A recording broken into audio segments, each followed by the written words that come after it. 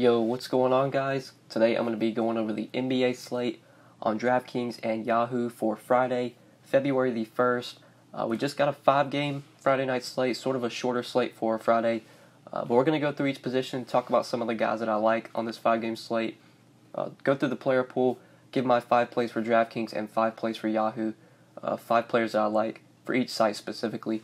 Before we do get started, though, I would appreciate it if you would drop a like on the video, and if you are new to the channel, make sure you hit that subscribe button down below so that way you don't miss out on any of my new videos.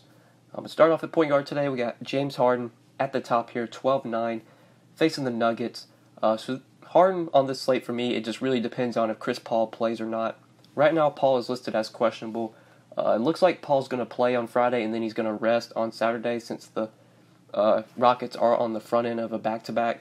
So if Paul plays, I really don't have any interest in Harden at 12-9. I know he's had some good games lately with Paul active, going for 71.75 DraftKings points in both games that Paul has played as of late.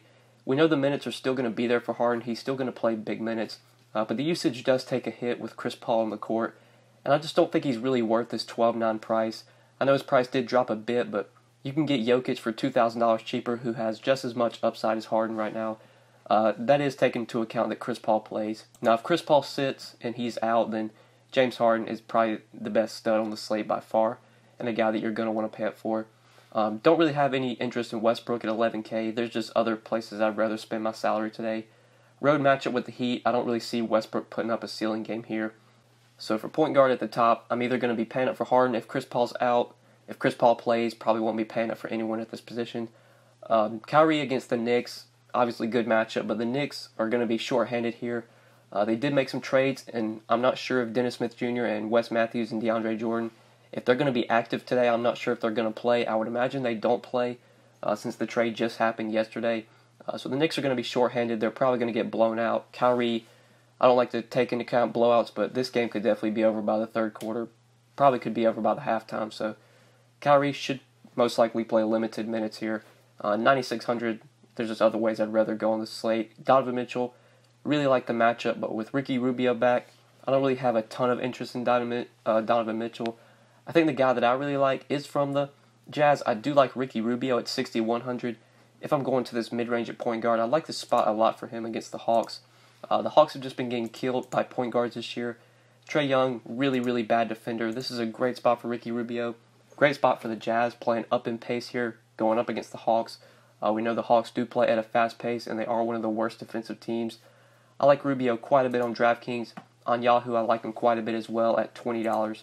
Definitely going to be a guy that I look to at point guard. If I'm going to the mid-range at point guard, he is easily one of my favorite plays there. I want to talk about Alonzo Trier on Yahoo. On DraftKings at 5,400. I think you can definitely go to him. That's taken into account that Dennis Smith Jr. and Wes Matthews and these guys that came over from the Mavericks are unable to play today. Like I said, the trade happened yesterday. I would be surprised if these guys are able to play today. So we should probably see Alonzo Trier start at point guard since Trey Burke's no longer on the team. He's at least going to start for this one game that Dennis Smith Jr. will most likely not play. So Trier at 5,400 you could definitely go to on DraftKings. On Yahoo, where he's at shooting guard and he's only $15, I really like him over here. He's just an easy play. There's good value at point guard. We're going to talk about Monte Morris in a second. I don't really need to pay up at that position because Monte Morris, especially on Yahoo at minimum price, is like one of the best values today. So that's why I really like Trier at shooting guard, and there's not really any options I want to pay up for here. Harden at 64, I probably won't be going to on this slate unless Chris Paul sits. But I do want to talk about Monte Morris on both sites. So DraftKings and Yahoo, love him today. 5,100 on DraftKings, think he's a really good play. He did start last game with Jamal Murray out. Jamal Murray's been out for like the last 3 games, but Morris hasn't started all games. He did start the last game, though, against the Pelicans and played 40 minutes and put up 44 DraftKings points. I imagine that Monte Morris is going to start again since Jamal Murray has already been ruled out. And at Yahoo, where he's just minimum salary, he's like easily the best value play on the slate. Really hard to avoid Monte Morris today.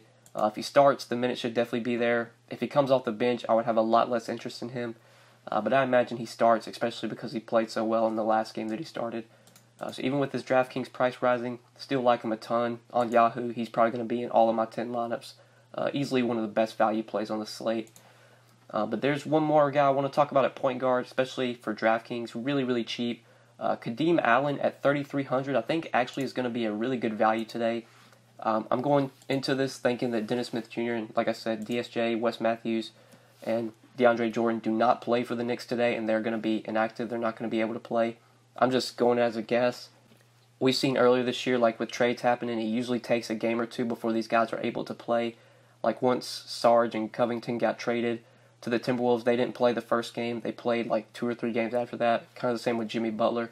I don't expect the DSJ or Wes Matthews or any of them play today, so we could potentially get Kadeem Allen starting at point guard. Even if he doesn't start, he should see some good run off the bench with Tim Hardaway Jr. no longer on the team and Trey Burke no longer on the team.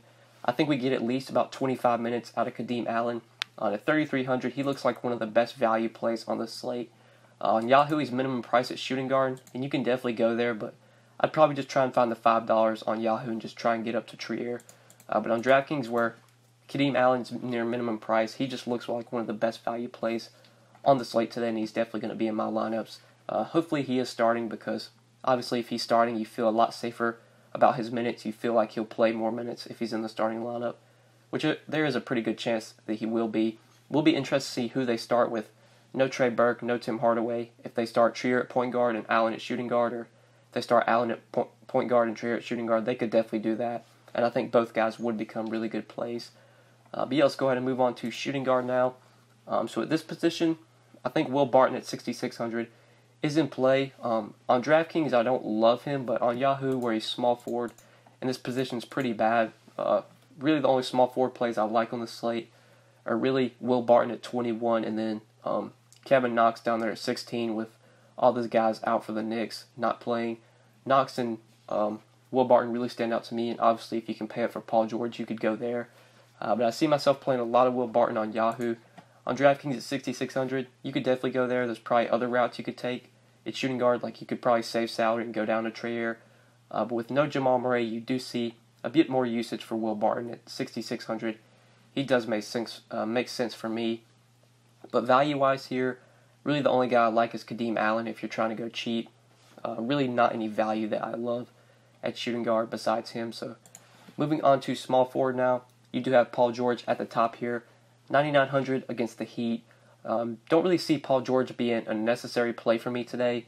If we just look at some of the other expensive guys on the slate, I would much rather play Jokic for $900 more. I probably wouldn't play Westbrook over Paul George. I'd take the savings off of George or off of Westbrook and play George, but Jokic is the guy that I'm trying to pay up for on the slate, so don't really see myself playing a ton of Paul George today unless there's so much good value that I kind of have to spend up at small forward.